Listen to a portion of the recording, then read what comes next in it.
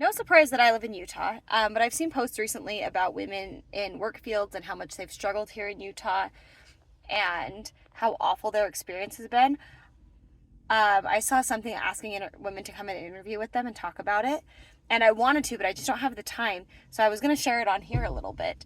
But I have had a great experience. My gas is done pumping, so I'm going to go change that real quick. Okay, my very first job, I was making average of what all of the other MBA graduates were making here in Utah. So it wasn't women specific, it was all of the other MBA graduates in my cohort.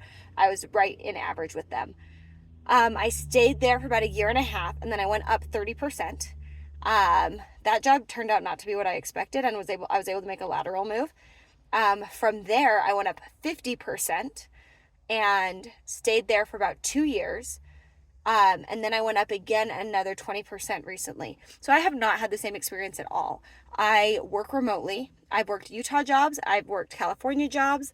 I've worked Maryland-based jobs. Pretty much everywhere. I do a lot of freelance work.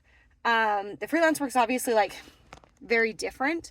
And in Utah, they don't pay as well, but it's not my experience. When I've had Utah jobs, I have been paid fairly compared to my male colleagues. Like it's been equivalent, or actually in most cases I have made more.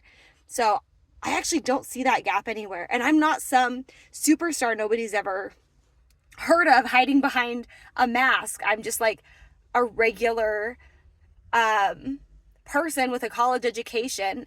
On top of it though, I've taken maternity leave. I've had 5 children. So the first one was during my MBA. But the rest of them I have taken paid maternity leave for when I can.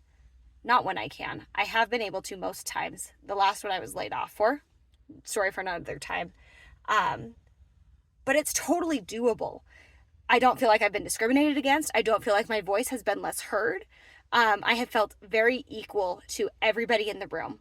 Even if they rank higher than me, I still feel like my opinions matter and I'm a valid member of the team. And I think it's important that people know that there's women out there with the same experiences I have had, and not just this everything's been terrible and it's a horrible experience for women in the work field. Because I know many that has not been their experience, but only the negativity is talked about. So I think we need to also bring up that, yes, there are very toxic places and very bad places specifically for women and in the work field, but that is not everywhere, and that is not what you should be expecting.